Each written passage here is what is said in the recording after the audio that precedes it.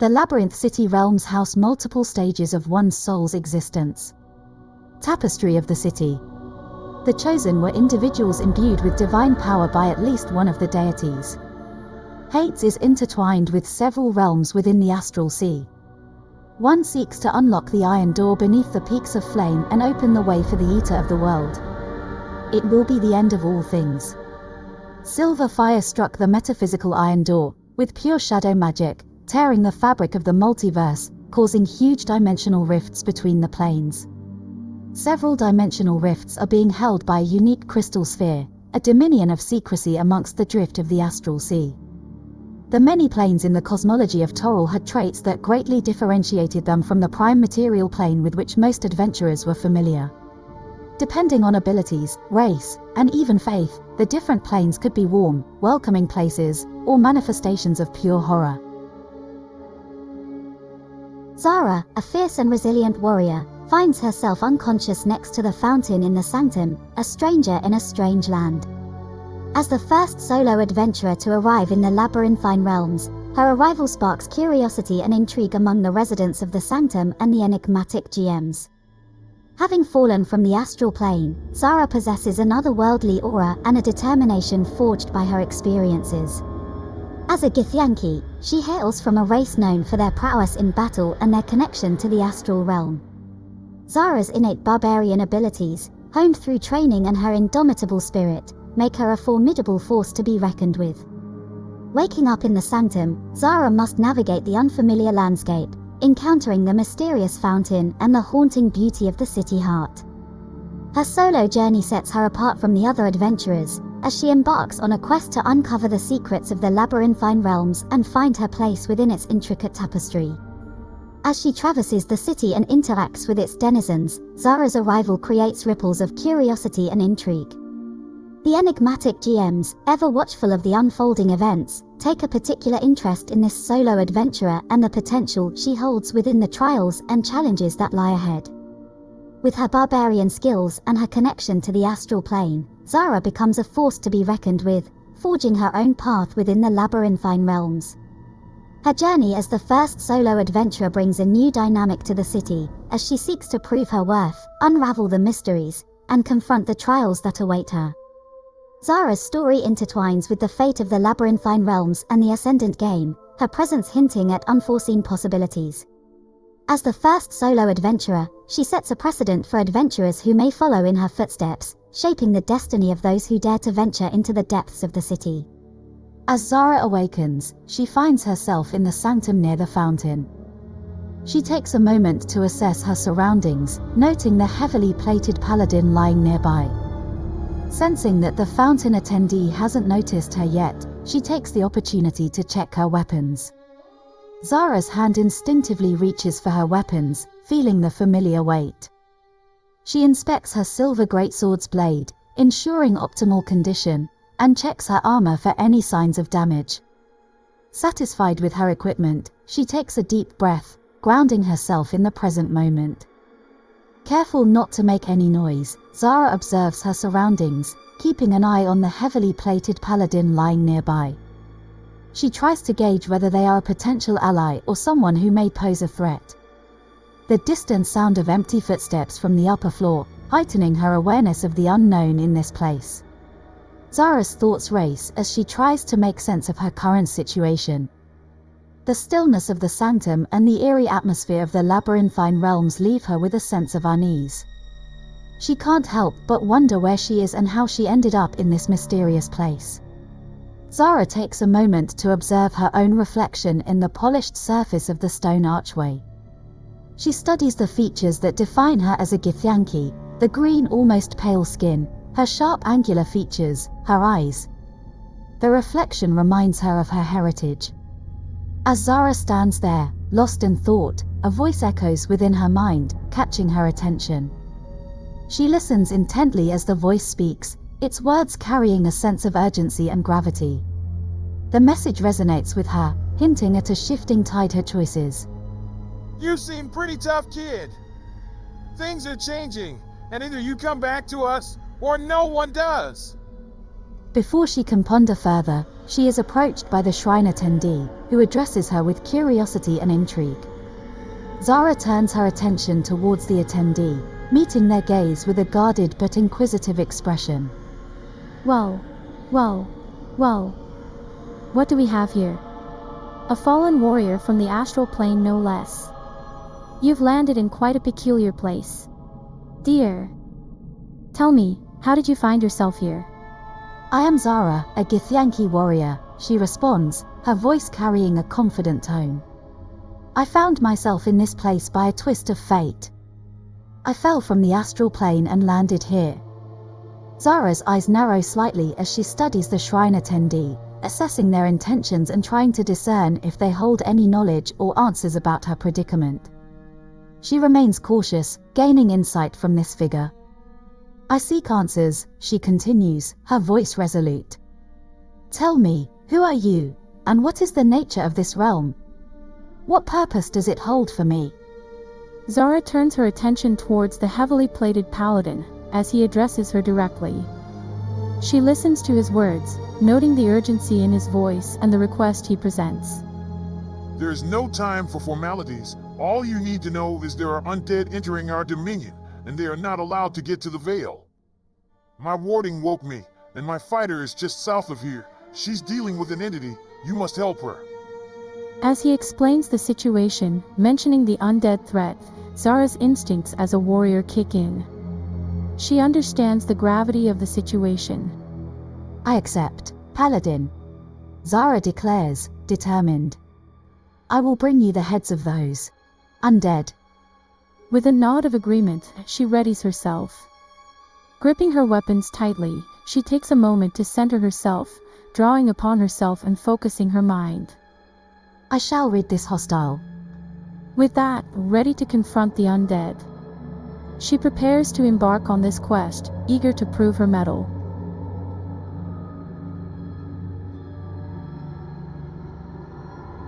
In the realm of the Labrythine, where curses are woven into the fabric, there exists a peculiar phenomenon surrounding beings without a soul.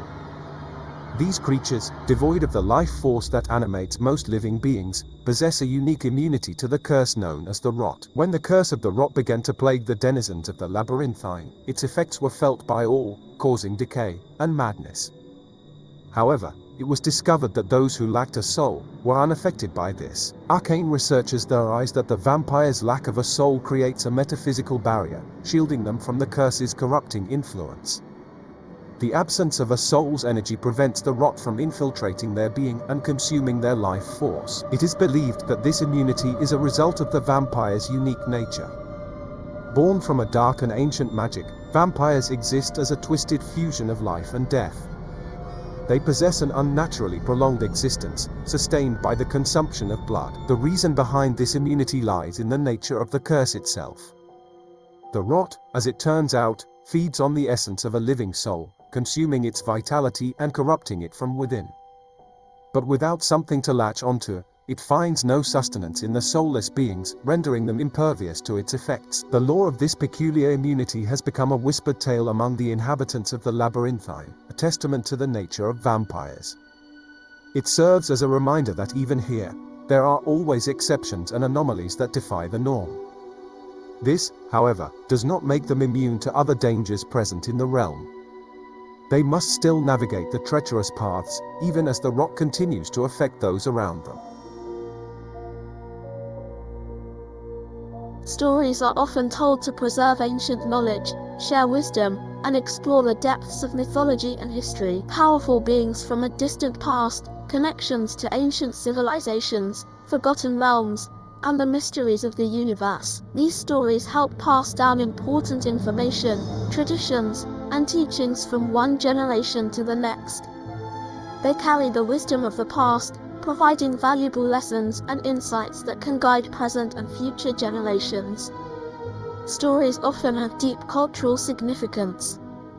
They contribute to the collective identity of a community, tribe, or civilization, fostering a sense of belonging and shared history. These stories reflect the values, beliefs, and experiences of a particular culture, helping to maintain and celebrate its unique heritage. The tales delve into the realms of mythology, unveiling mythical creatures, ancient artifacts, and epic battles. They invite curiosity, allowing individuals to explore the unknown and contemplate the mysteries of existence. These can inspire awe, wonder, and a sense of wonderment about the world and its hidden secrets. Stories often contain moral, philosophical, or existential themes. The complexities of nature, the struggle between good and evil, and the quest for knowledge, power, and enlightenment. By engaging with these narratives, individuals can reflect on their own lives, choices, and beliefs, gaining insights into the human condition and the timeless dilemmas we face.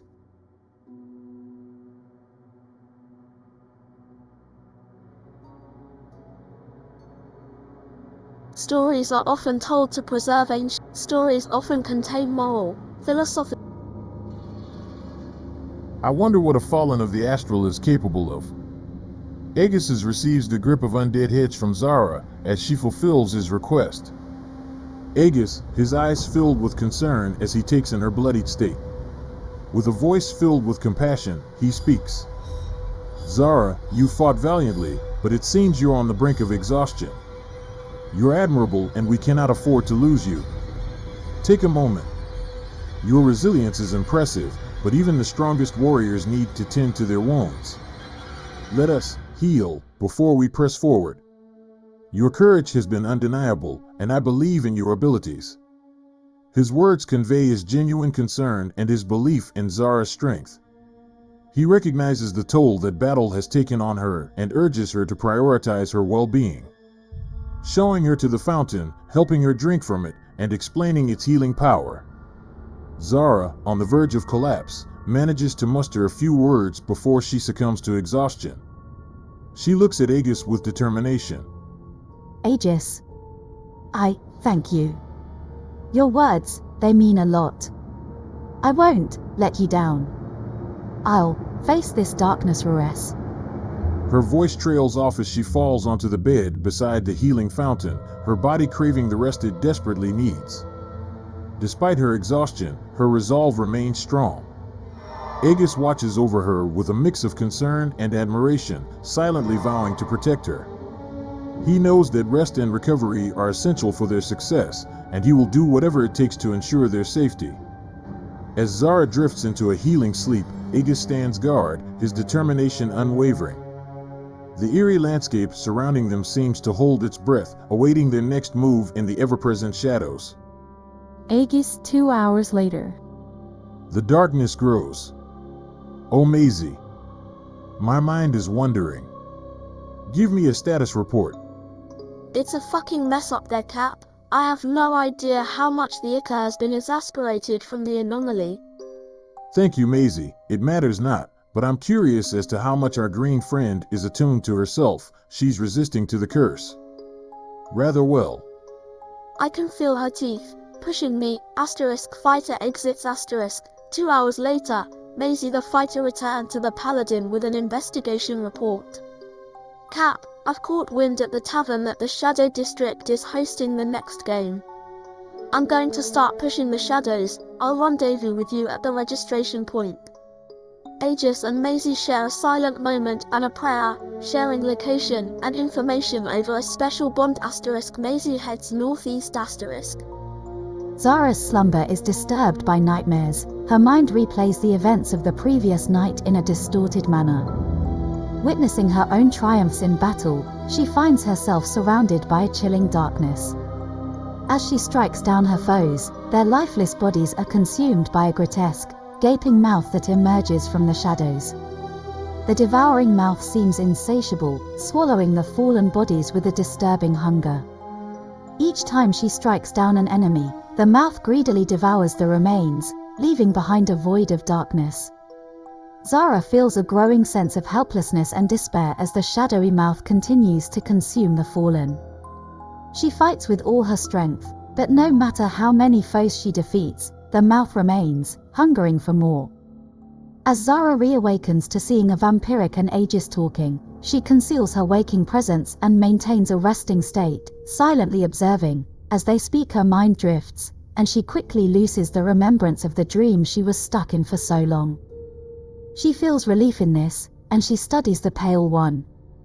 As the vampire descends into the sanctum, dimly lit chamber filled with an air of mystique, gazes first upon the departing figure of the fighter, clad in battle-worn armor, with red hair and oversized armor for a halfling, their footsteps echoing as they make their way. The vampire senses a flicker of hunger emanating from her. Their eyes catch sight of the paladin standing near the window, their form outlined by the faint glow of light filtering through the stained glass. The vampire detects an aura of unwavering devotion surrounding him, a guardian's duty to protect justice. Their attention sways to the barbarian woman, whose untamed and wild spirit seem to emanate from every fiber. He senses a primal energy coursing through her veins. As he takes in these scenes, they perceive more than just the physique of these individuals. A glimpse of the underlying threads of purpose that intertwine them, each one a player in the intricate game. The vampire, attuned to the shadows, senses the weight of their own role narrative. With curiosity, the vampire contemplates the significance on their own path within the Labrythine. He understands that each of these individuals a unique journey and intertwined with this grand tapestry. In the sanctum, the first vampire of the Labrythine stands as an observer, driven by their own desires and powers granted by their vampiric nature, ready to navigate the Labrythine. Aegis, his armor bearing signs of battle and his brow furrowed, notices a presence in the sanctum. He approaches, with caution, his hand on the hilt of his sword. After a moment of assessing intentions, he speaks with a mix of concern and curiosity. A vampire. I sense power within you, one that walks the line between darkness and light. His voice carries a tinge of weariness. His eyes search the vampire's face, looking for any signs to the possibility of finding an ally. Know the path we tread is fraught with uncertainty. The curse grips this realm, and its insidious effects threaten all who dwell here. Have you come seeking answers, or did you bring your own agenda? Aegis's gaze remains steady, his demeanor a mix of vigilance and wearied determination. He awaits, ready to assess their intentions and potential. The vampire meets Aegis's gaze with a mixture of weariness and ancient wisdom. His voice carries a haunting tone as he responds to the inquiry. Paladin, I am Arrok. The curse of the vampire granted me immortality. He pauses, his eyes filled with a touch of sorrow as he continues. The ebb and flow of power within this labyrinth of existence. I have delved into the depths, and sought to understand the mysteries that lie beyond mortal comprehension. Arrok's voice carries a hint of longing. He looks at Aegis with a mix of curiosity and a faint glimmer of hope. I have come to this sanctum, drawn by the whispers. The curse that plagues this realm, the rot, has no hold over me, for I am already trapped within the eternal darkness.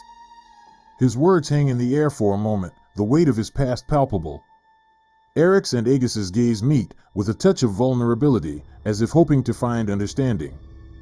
Arrok's voice carries a solemn determination. I seek answers, Paladin. I offer you my skills, for I have walked a path shrouded in shadows. Aegis, his eyes filled with a mix of gratitude and caution, nods at Arrok's words. He senses the weight of the vampires. Arrok, your offer is not taken lightly. But know this, vampire, our alliance is built on trust and mutual respect, and no harm shall befall those under my protection. Paladin Aegis, I understand the gravity of our task. I give you my word that I shall uphold our agreement. Together, we shall defy the odds. His eyes filled with a sense of urgency. I have a crucial task for you. A horde is clawing their way towards Sanctum. We cannot allow them to breach these grounds. I need you to accompany me and halt their advance. Slay them and destroy their bodies so they may trouble no more. Consider it done, Paladin Aegis. The undead shall find no solace. Aegis places a hand on Arrok's shoulder, voice filled with determination. We cannot allow the undead to reach the upper levels, for their taint will corrupt what we hold dear. Show no mercy, for they will offer none in return. Arrok's eyes gleam with a dark resolve. Rest assured, Paladin, their foul presence eradicated. With a nod of affirmation, Aegis watches as Arrok moves with swift and silent purpose towards the descending staircase. As the echoes of his footsteps fade, Aegis sends a prayer to the gods, asking for their guidance and protection over his newfound ally against the encroaching darkness. Zara, with her keen senses, notices the conversation between the vampire and the paladin. Curiosity fills her gaze as she observes their interaction. She rises from her resting place and approaches the two figures, their words lingering in the air. With a cautious yet determined stride. "Excuse me," her voice laced with a hint of curiosity. "I couldn't help but overhear. It seems there is a formidable task at hand, and I am no stranger. If you would have me, I offer my aid as well." Aegis turns his gaze towards Zara, his eyes assessing her presence. He recognizes the fierce determination, and he sees a potential ally in this unexpected warrior. "You offer your aid willingly?" Aegis questions, his voice echoing with a mix of surprise and intrigue. "Very well, if you are as skilled as you seem, I welcome your assistance, and every capable hand is valuable. Stand with us." Aegis extends his arm, offering a gesture of camaraderie. Zara reaches out, their hands clasping in a firm grip, sealing their alliance. Zara nods, a confident smile forming on her lips. "I shall stand by your side, Paladin Aegis." As the echoing footsteps of the party gradually fade away, the shrine attendee finds herself alone in the sanctum once again. She gazes towards the archway through which they departed, her eyes filled with a mix of curiosity and concern. Though her thoughts remain hidden within the depths of her mind, a sense of apprehension lingers. She ponders the significance of this new group that has ventured into the Labrythine. The arrival of the vampire, Arrok, and the addition of Zara, the Githyanki warrior, along with the steadfast presence of Paladin Aegis, has brought a palpable shift in the dynamics of the sanctum. She contemplates their meeting, her mind weaving webs of speculation and observation. She understands the balance within the Labrythine and the potential ramifications that may arise. With a determined expression, she reaffirms her commitment to her role as the guardian of the sanctum, her purpose clear: to safeguard the sanctity of this hidden realm. As the silence settles once again, the attendee resumes her duties, ever watchful. As the party ventures into the north end of the sanctum, the air feels heavier, laced with darkness. Shadows dance, casting eerie shapes. His keen perception notices movement. Arrok senses presence of something in the darkness, sounds, whispers, carried by the wind, subtle rustling of fabric. Hinting at unseen entities. Zara finds herself distracted, momentarily diverted. Perhaps it is the unfamiliarity of this place, or echoes of recent. Aegis reveals in prayer, ever watchful of dangers from forth the shadows. "I pray, answer me of great Father, Mother, give me blind sight through this darkness. I know mostly the amount I can handle, and I pray you to guide me through this darkness. Maisie needs to win, it grips her. Please keep us safe." Of Mountain, as Aegis's skin now shows a sickly hue appear, he dons a blindfold and enters the shadows. After what feels like an unknown amount of time in silence and darkness, removes his blindfold with steely determination. The deep shadows that creep and slither from the depths of the umbral. But a seasoned paladin does not let fear consume him. He takes a deep breath, centering himself amidst the darkness that surrounds him. His grip tightens on his sigil, knowing that it is within the deepest shadows that the secrets are hidden. A light from further in the shadows reveals a few tents next to a large dead tree. He sees alongside one broken stone wall, a flickering light of a campfire. He approaches a vacant smithy, his armor in need of repair after the battles he has faced. The sight of the mutilated bodies scattered around the camp does not escape his attention, but he focuses his thoughts on the task at hand. He enters the smithy, his footsteps echoing in the dirt as he walks towards the silence of the shadow. Zara, ever curious and direct, follows closely behind. Her eyes scan the area, taking in the gruesome scene and the unsettling atmosphere. Her instincts remain sharp, sensing that something is amiss. She stands by, her gaze steady and alert. The vampire, heightened by the smell and sight of blood, senses and a deep connection. He is aware of the anomalous atmosphere that lingers in the air. His instincts tell him that danger may still be lurking, hidden in the depths veiled of the shadows. His eyes darting around as he keeps a watch on their surroundings. As Aegis begins the process of repairing his armor, the camp remains eerily quiet. The unsettling silence is occasionally broken by the whispering of the wind and the distant sounds of the labyrinthine city. Their minds and senses attuned to danger from the shadowy veil. In this tense moment, they share a silent understanding in their journey. They are determined to uncover the truth of this darkness. The eerie landscape of the Shadow Keep district is shrouded in darkness, with dim lighting casting long, twisted shadows across the ground. The air feels heavy and laden with a sense of foreboding, as if unseen eyes watch their every move. The ground is mostly covered in dirt and grime, with patches of dried blood and discarded scraps strewn about. To the north, a sickly gate looms in the distance, its rusty iron bars giving off an unsettling aura. The gate stands as a barrier, separating this shadowy realm from whatever lies beyond. Its presence adds to the ominous atmosphere, hinting at the unknown dangers that await. As Aegis hammers on his armor, the metallic clang reverberates through the silent air, punctuating the stillness with its resounding echoes. The rhythmic sound becomes the backdrop of their conversation, as Arrok and Zara engage in their playful yet slightly aggressive banter.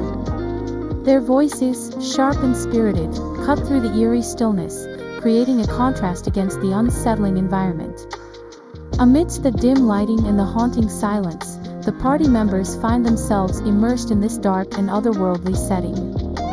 They remain on edge. The combination of the desolate surroundings, the lingering shadows, and the eerie ambience creates an atmosphere that is both captivating and unnerving. The stillness of the camp becomes broken, as Maisie the fighter breaks through the shrouded darkness, opposite end of the smithy. Aggressively capture arms.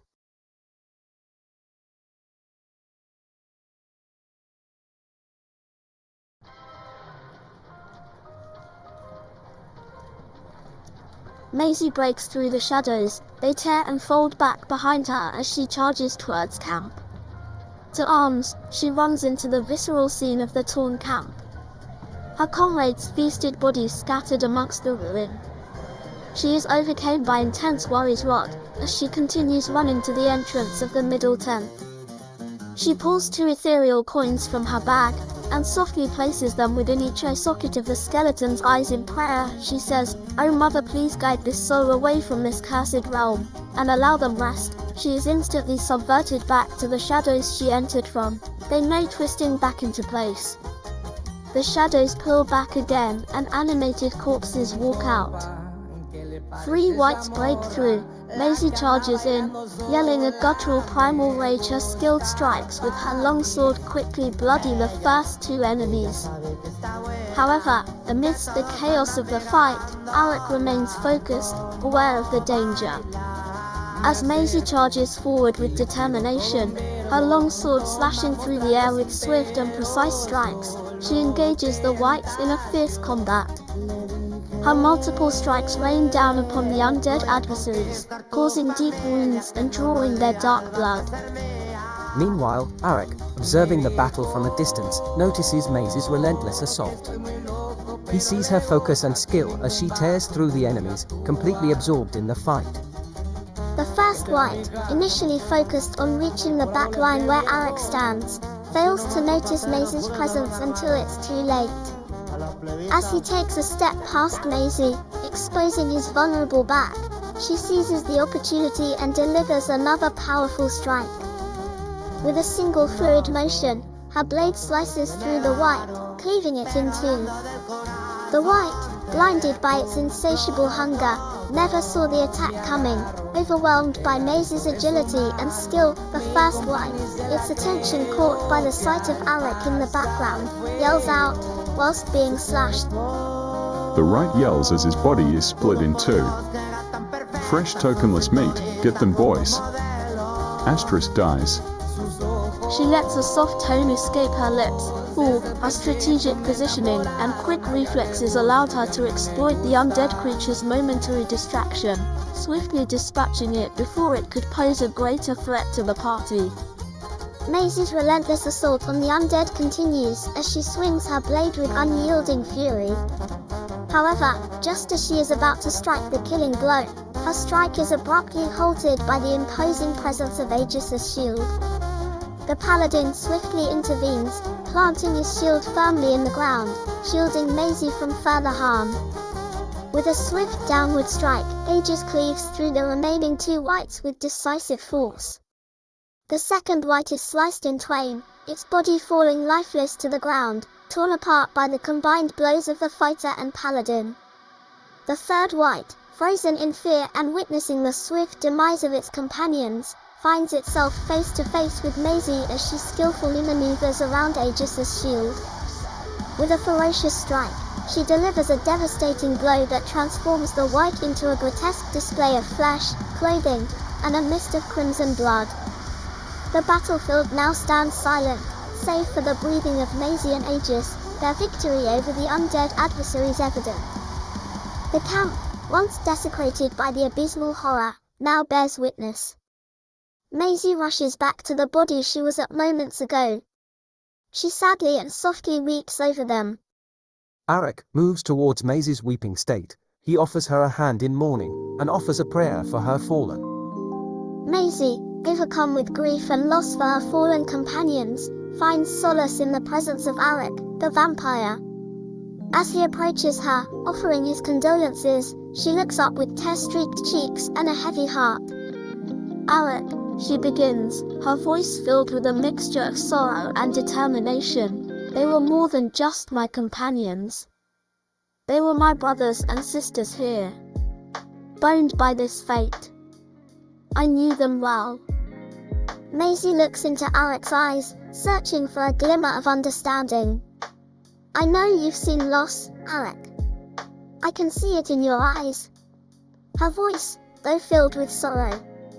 Maisie reaches out and grasps Arrok's hand, her grip firm and resolute. Let us forge ahead.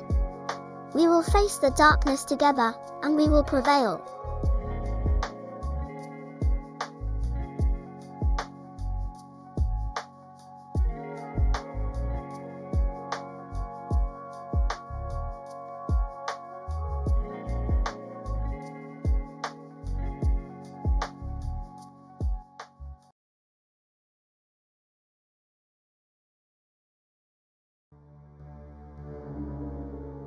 Maisie watches as Arrok disappears into the shadows. Arrok spots a healthier-looking corpse as Arrok drags the less decomposed body into the larger red tent. He steps into a gruesome scene that tells a tale of merciless slaughter. The interior of the tent is filled with the stench of death and the sight of carnage. The bodies of the fallen camp members lay strewn about, their forms contorted in gruesome positions. The ground is slick with blood, and entrails and viscera litter the floor, creating a macabre tapestry of destruction. Amidst the wreckage, Arrok's eyes are drawn to a disturbing sight, a massive, hulking creature with twisted limbs and jagged, razor-sharp teeth. Its body is covered in mottled black scales that seem to absorb any light that touches them. The creature's eyes, glowing with a malevolent red hue, stare out from the shadows. The abyssal horror, a creature born from the darkest depths of the abyss, has left a trail of destruction in its wake. Its immense strength and voracious appetite for flesh are evident in the mangled bodies and torn limbs scattered throughout the tent. Arrok's vampiric senses tingle with a mixture of curiosity and caution as he takes in the horrific scene. He knows that this creature is a formidable adversary, one that must be dealt with swiftly and decisively. The shadows seem to writhe around the abyssal horror, as if drawn to its malevolence, creating an eerie and unsettling aura. With a steely resolve, Arrok prepares himself for the upcoming battle. He knows that the fate of the remaining survivors, and perhaps the entire realm, rests on his shoulders. With a silent prayer to his own dark deities, he steps forward, ready to face the abyssal horror and unleash his own brand of vengeance upon it. As Arrok takes the body deeper into the midst of the carnage and viscera, a hunger stirs within him, a primal urge that demands to be satisfied. The scent of blood and the sight of torn flesh beckon to his vampiric nature, driving him to partake in a grisly feast for strength. As Arrok takes a moment to say a prayer over the body before partaking in his feast, his actions reflect a deeper respect and reverence for the fallen. Despite his vampiric nature, he understands the importance of acknowledging the departed and honoring their memory. In his own way, he pays homage to the life that once resided within the body, recognizing the fragility and significance of mortal existence. Through his prayer, Arrok offers a brief moment of reflection and connection, expressing gratitude for the life that was lived and the sacrifice made. It is a solemn acknowledgement of the cycle of life and death, a reminder that even in the face of darkness and the horrors that surround them, there is still room for reverence and remembrance. With his prayer concluded, Arrok proceeds to feed, drawing sustenance from the body. It is a necessary act, driven by his vampiric nature and the survival instincts ingrained within him. In this moment, Arrok's respect for the fallen, demonstrated through his prayer, serves as a reminder that even in the depths of darkness, there can be moments of contemplation and honor. It is a testament to his complex nature, walking the line between his vampiric instincts and the remnants of his mortal self. As Aegis observes Arrok emerging from the tent, his expression remains steadfast and unwavering. His lawful nature, rooted in principles of order and discipline, prevents him from being swayed by moral qualms or personal judgments. He recognizes the vampire's actions as a reflection of his nature and understands that the undead creature requires sustenance to survive. Rather than being bothered or disturbed by Arrok's actions, Aegis remains focused on the task at hand. His priority is the safety and well-being of his companions and the eradication of the abyssal horror that threatens the sanctum. He knows that each member of the party has their own strengths and methods, and he respects their individual choices as long as they align with the greater goal. With a nod of acknowledgement, Aegis continues to prepare himself for the upcoming battle. He trusts in the abilities and intentions of his allies, knowing that their collective efforts are necessary to overcome the darkness that looms over them. His lawful nature drives him to maintain order, loyalty, and a sense of purpose, guiding his actions and decisions amidst the chaotic and unpredictable circumstances they face.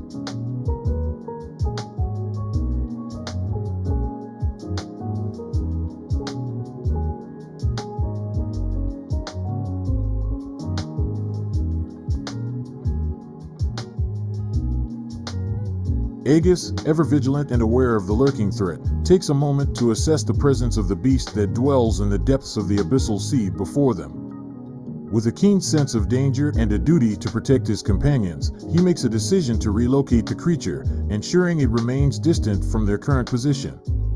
Drawing upon his divine connection and his understanding of the realm's arcane energies, Aegis channels his power to cast a list of holy spells and wardings. He weaves his magic in a way that subtly alters the currents and energies of the abyssal sea, causing a disturbance that will divert the attention of the beast. As Aegis completes the ritual, the waters of the abyssal sea begin to shift and churn, forming a turbulent vortex that draws the attention of the lurking creature.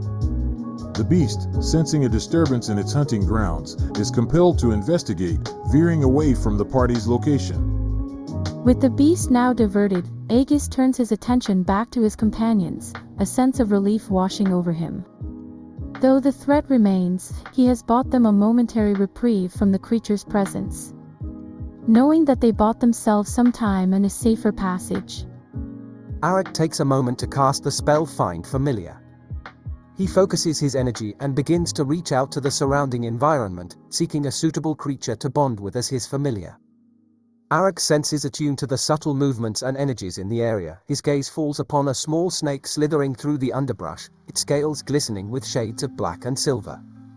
Sensing a connection, Arrok extends his consciousness towards the snake, inviting it to become his familiar.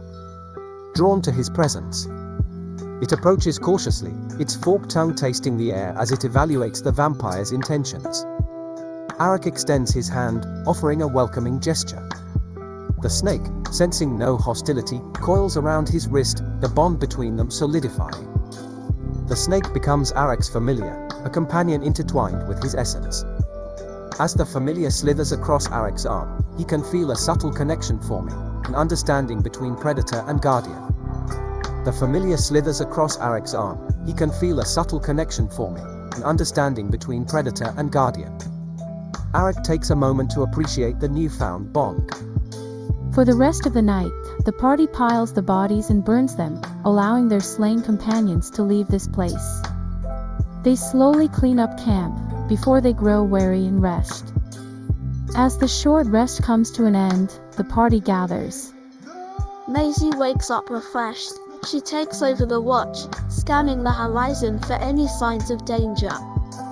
Meanwhile, Aegis takes the opportunity to mend the tent where their newfound companions are sleeping. As he works, he speaks softly to himself, his words carrying a sense of solemnity in the midst of the surrounding darkness. In this darkness, we need reverence more than ever, Aegis muses, his voice carrying a tone of introspection. The shadows may try to consume us, but we must remain steadfast in our resolve. We must honor, for it is in reverence that we find strength and hope.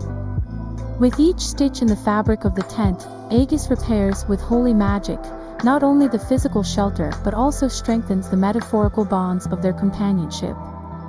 He understands the important solace in the presence of others during these times. As the morning begins, Aegis finishes his task, satisfied. He takes a moment to stand and observe, his gaze filled with determination. We press on, Aegis says, his voice resolute. No matter how dark the path may become, we will face it together. Our reverence for life and light shall guide us through. In this darkness, we need reverence.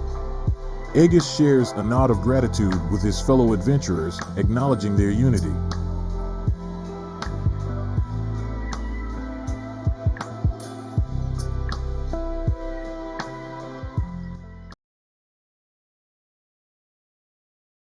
Maisie and Aegis stand transfixed at the edge of the camp, their eyes locked on the gruesome spectacle before them. The twisted and distorted shadows gradually reveal the nightmarish form of a chul, a monstrous creature known for its insatiable hunger and merciless nature. The scene unfolding is one of macabre brutality as the chul engulfs itself in a feast of undead bodies. The massive creature moves deliberately, its sheer size and weight causing the ground to tremble beneath its steps. Its elongated tendrils lash out with terrifying precision, impaling and crushing multiple bodies at once. The air is filled with the sickening sound of bones snapping and flesh tearing as the chul devours its victims with voracious appetite. Maisie's grip tightens around her weapon as a mix of fear and determination fills her heart. Aegis, the embodiment of unwavering resolve, raises his shield and readies his blade, preparing himself to face this monstrous abomination. Their eyes meet, a silent understanding passing between them, knowing that they must confront this menace and protect their companions. The sight is hauntingly brutal, the splatters of blood and dismembered limbs painting a gruesome tableau. Yet, amidst the horror, a glimmer of hope flickers within the hearts of Maisie and Aegis. They stand together, the embodiment of courage and righteousness, ready to face this unholy adversary and bring an end to its rampage. As the chul continues its gory feast, Maisie and Aegis exchange a determined nod, their resolve steeled. They step forward, united in purpose, ready to confront the creature and rid the world of its malevolent presence. With their weapons at the ready and the light of justice shining in their eyes, they charge into the darkness, prepared to face the horrors that await them. Aegis lowers his voice, his tone carrying a hint of weariness as he addresses Maisie. My spell slots are running low. I have expended much of my energy in warding this camp against the encroaching evil. However, I can still offer you some protection. He extends his hand towards Maisie, and a soft golden light emanates from his palm. Take this sanctuary, my friend.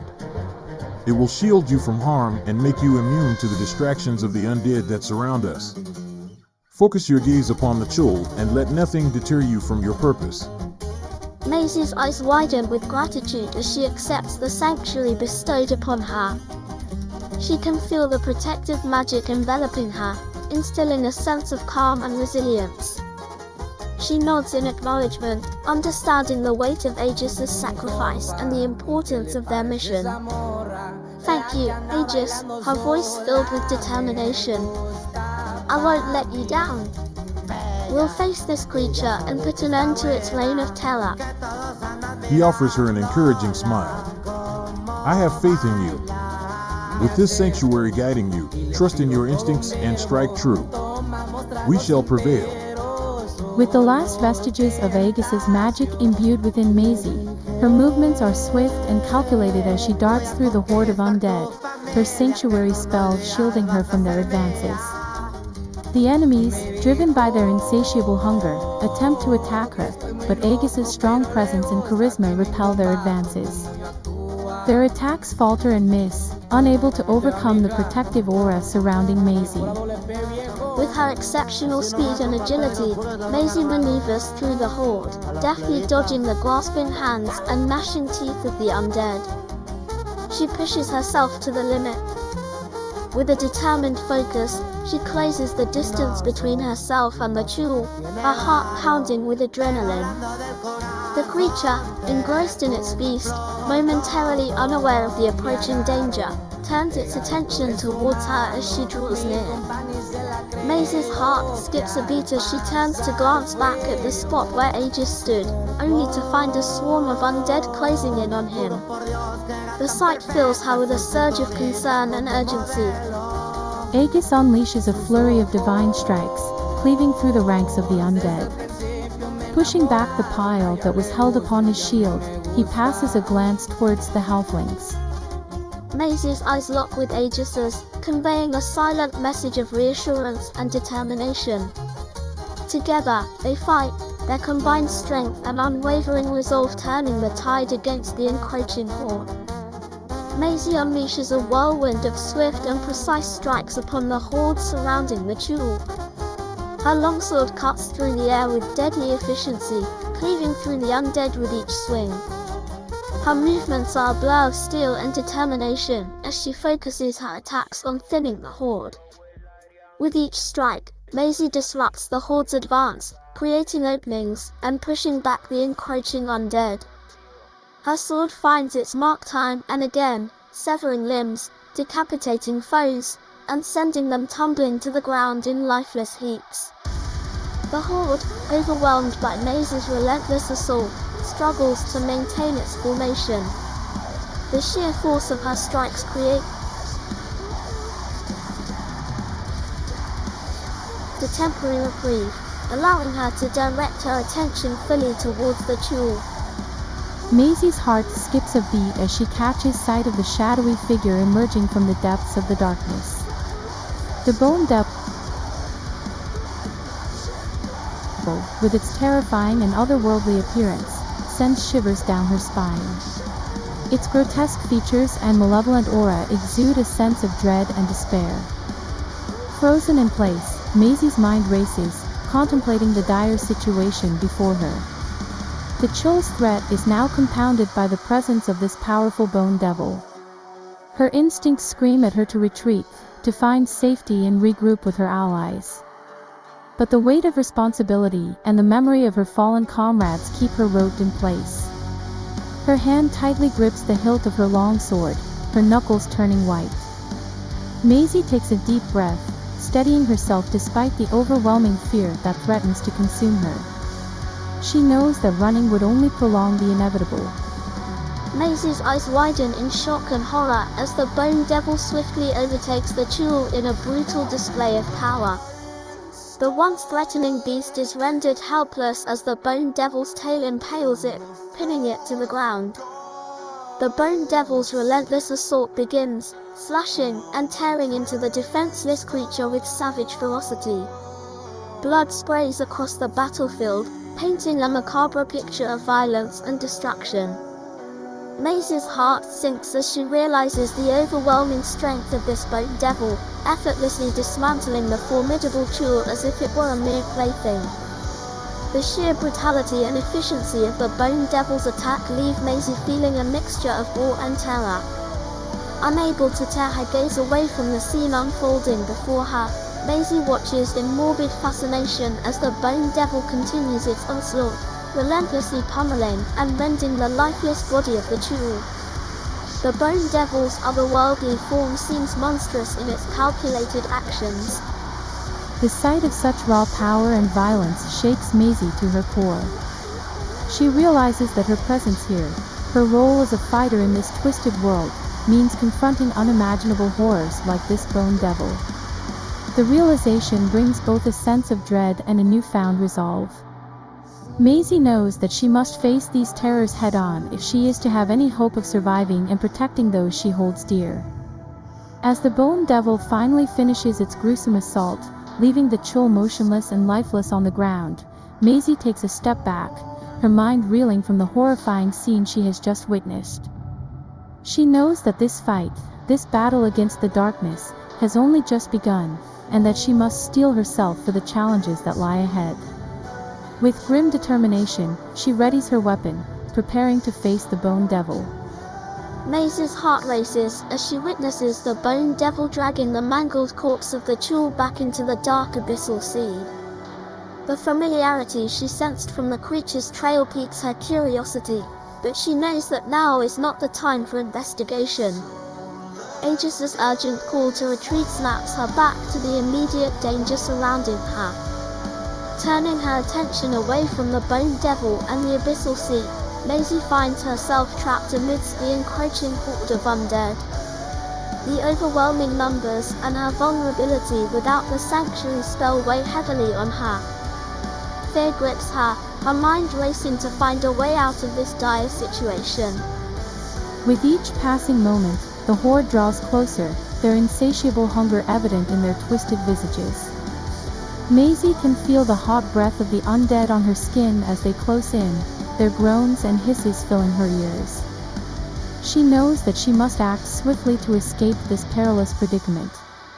In a split second, Maisie makes a decision.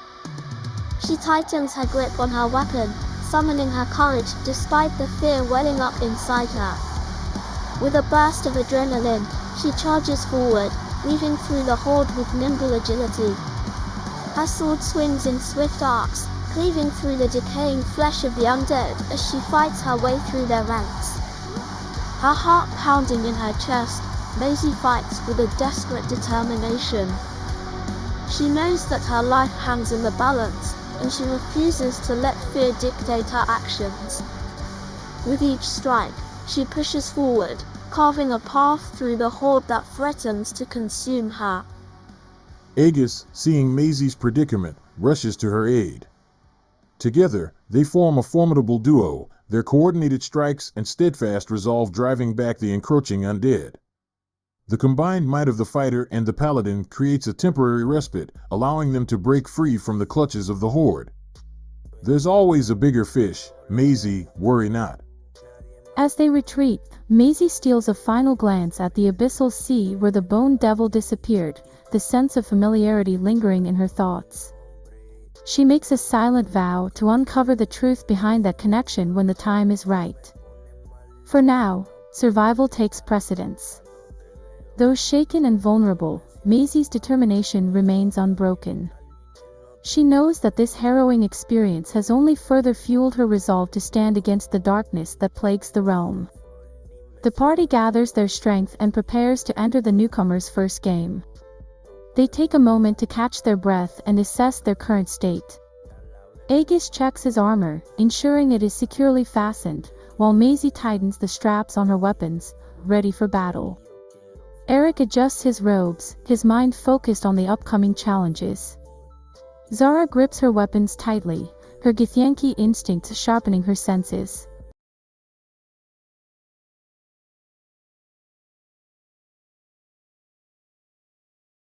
Zara approaches Aegis, a curious expression on her face. She leans in slightly and speaks in a hushed tone. Aegis, I've noticed something peculiar. There's a certain sensation, an energy, between us, the members of our party. Have you felt it too? Aegis takes a moment to consider Zara's words, his brow furrowing in thought. He nods slowly, understanding the essence of what she's trying to convey. Yes, I sense it well, he replies. It's a connection that goes beyond mere camaraderie or shared experiences. It's a bond forged through our trials and victories, a synergy that unites us. He pauses briefly before continuing, his voice filled with conviction. In my faith, we believe that such connections are not mere coincidences. It is a reminder that our paths have crossed for a purpose, and together, we are stronger than we could ever be alone. She listens intently, a flicker of understanding crossing her eyes. She takes a moment to absorb Aegis's words before responding. So, you think there's more to this sensation? He nods again, his gaze steady. Indeed, and each of us has a role to play in this grand tapestry. The bonds we form, the connections we feel, they serve a greater purpose. Her expression softens. She looks at Aegis. Thank you, Aegis. Your words bring comfort. He smiles warmly, a glimmer of pride in his eyes. Indeed, Zara. Let us embrace this gift. May our connection strengthen us. The two share a moment before turning their attention back to that which lies before them. With a deeper understanding, they move forward. Arrok approaches Aegis, his gaze focused yet filled with concern. He gestures towards the scene of carnage around them and requests a moment to speak. Aegis nods in acknowledgement. What troubles you? Aegis asks. Arrok takes a moment to gather his thoughts before responding, his tone serious. Aegis, I cannot help but be disturbed by the sight of these slaughtered bodies. The violence and bloodshed, it weighs heavily on my mind. Aegis listens intently, understanding the weight of his words. He places a comforting hand on his shoulder. I share your concerns, my friend. The brutality we witness is indeed a grim reminder of the darkness that lurks within this labyrinth. But remember, we are here to bring light and hope to these depths. He meets Aegis's gaze, his eyes filled with a mixture of gratitude and determination. I know. But it is difficult to witness such suffering. Aegis's expression softens, his voice filled with compassion. I understand your desire, Arrok. But we must remember that our actions must be tempered with wisdom. We must strive to protect the innocent. Arrok nods, his features reflecting a mix of acceptance. You are right, Aegis. We must not lose sight of our purpose. It is through our actions, guided by righteousness, that we can make a true difference. He clasps Arrok's shoulder firmly, a gesture of solidarity. Together, we will navigate these treacherous paths, seeking justice and redemption. We shall bring an end to the suffering. Your convictions are an asset to our cause, Arrok.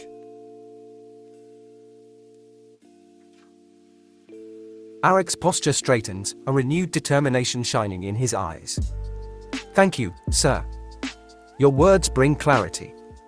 Let us press forward, guided by our principles. The two companions stand side by side, sharing a moment of silent understanding. With their shared purpose.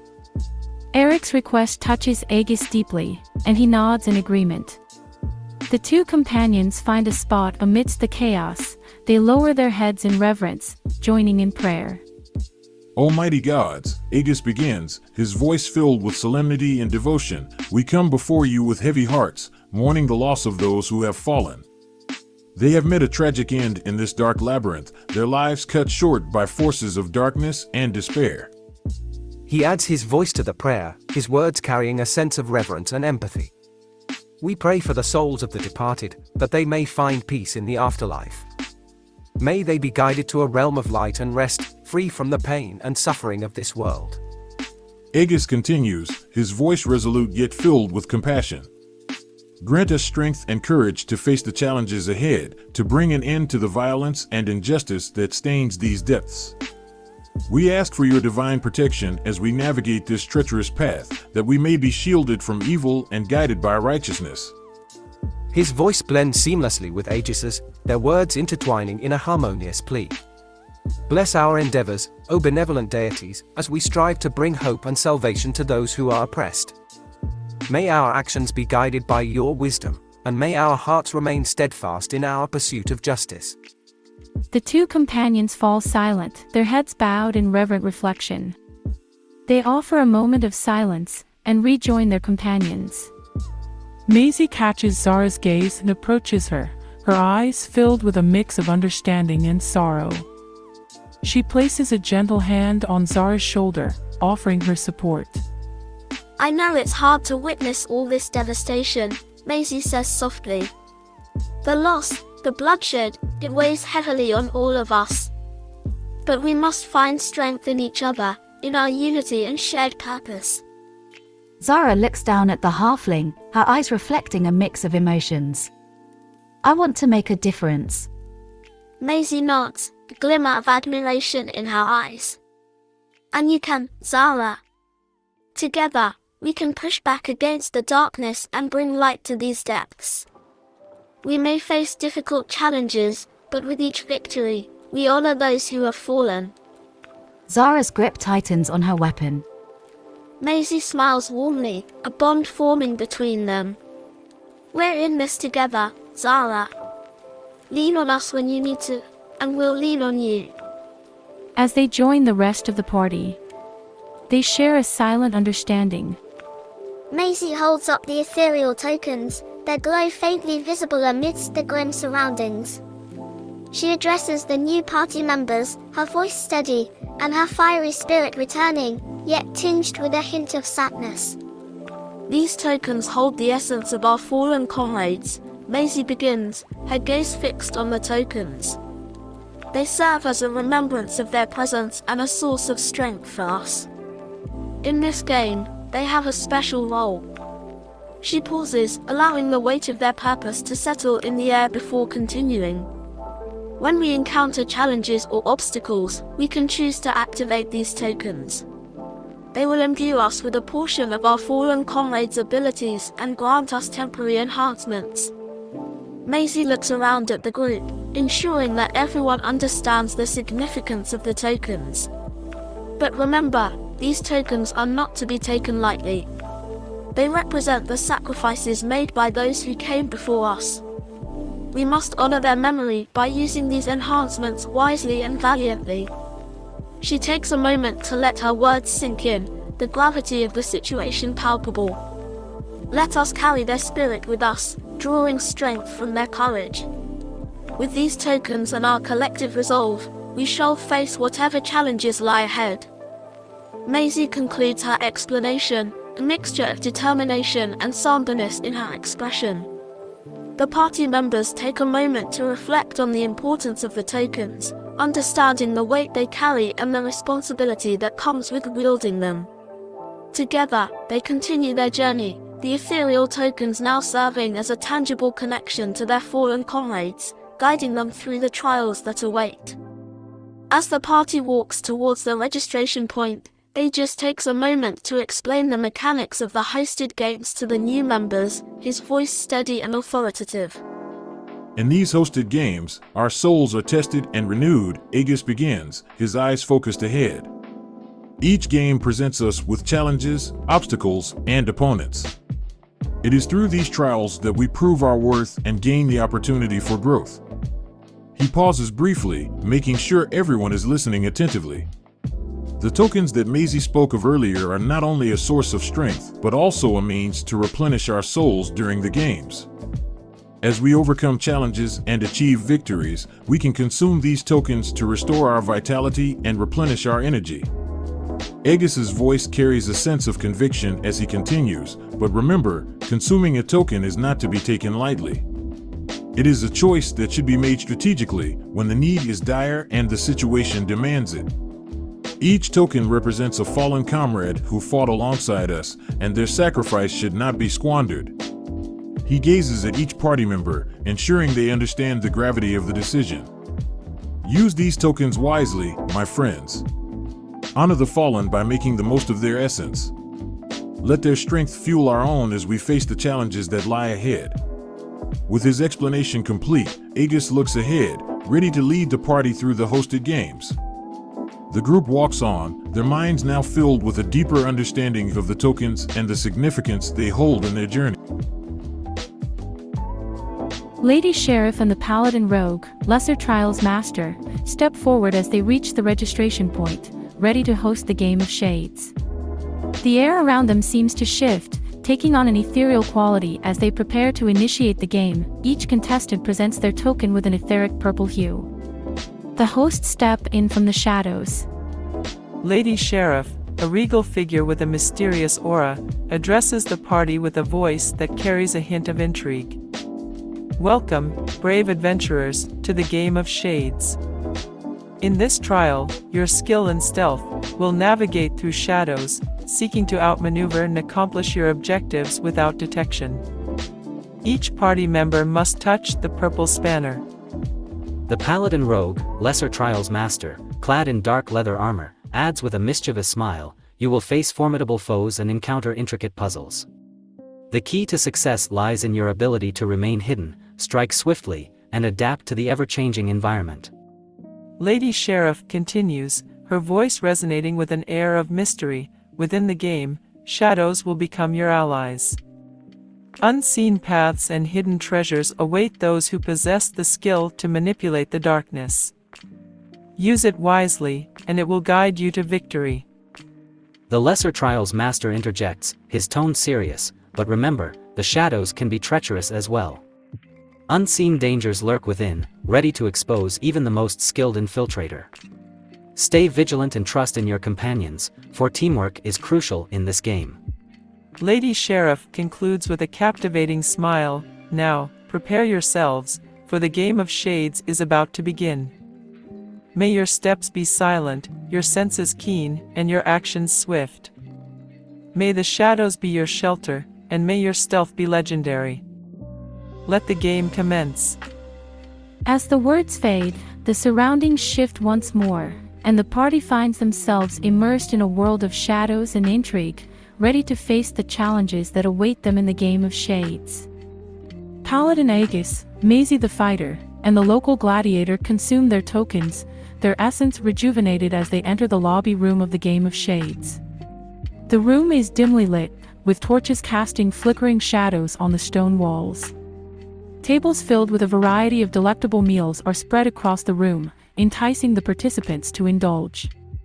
As they settle down to eat and prepare for the upcoming event, Aegis, Maisie, and the local gladiator engage in lively conversation. The anticipation and excitement of the game fill the air. Aegis, with his unwavering dedication, speaks first. This game offers us a chance to test our stealth and cunning, to push our limits. Let us approach it with honor, supporting one another as a true team. Maisie, her eyes gleaming with enthusiasm, chimes in. Indeed, capital. We have faced many challenges before, but this game presents a unique opportunity to hone our skills in the art of stealth. I am ready to embrace the shadows and show our adversaries what we're capable of. The local gladiator, known for their prowess in the arena, speaks up with a confident tone. I may be more accustomed to direct combat, but I am eager to explore this different aspect of battle. The element of surprise can be a formidable weapon. Together, we will prove our mettle and emerge victorious. They continue to share stories and strategies, discussing their individual strengths and how they can complement each other in the trials ahead. The atmosphere is charged with camaraderie as they enjoy their meal and bond as a team. Arrok and Zara stand outside the entrance to the arena, their conversation filled with contemplation and uncertainty. The air is charged with anticipation, the clashing of weapons echo in the background. Arrok, with a thoughtful expression on his face, breaks the silence. Zara, my companion, this game poses a different challenge for us. Stealth may not be our natural forte, but we must adapt and find our own ways to contribute and make a difference. Zara, the barbarian, nods in agreement. You're right, vampire. I may not be a master of stealth, but I possess my own set of skills. Arrok's gaze softens as he looks at her. Your strength inspires me. Together, we can forge a path that creates our own style of play. Let us use this opportunity to explore. Zara's lips curve into a determined smile. Agreed. We will show them that even in the shadows, we won't be underestimated. They take a moment to gather their thoughts and exchange a supportive glance, finding solace.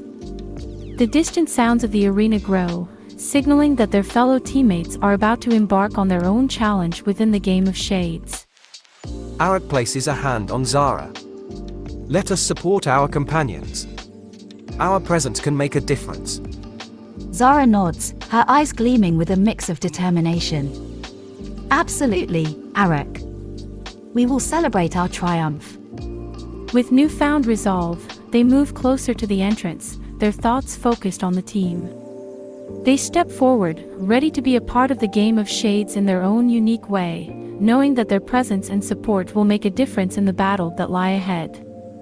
With each passing moment, the excitement grows, and they can feel the energy of the game pulsating around them. They savor their last bites, finishing their meals, and stand up, ready to face the challenges that await them in the shadows. United, they make their way towards the entrance of the game arena, prepared to give their all and emerge triumphant in the game of shades.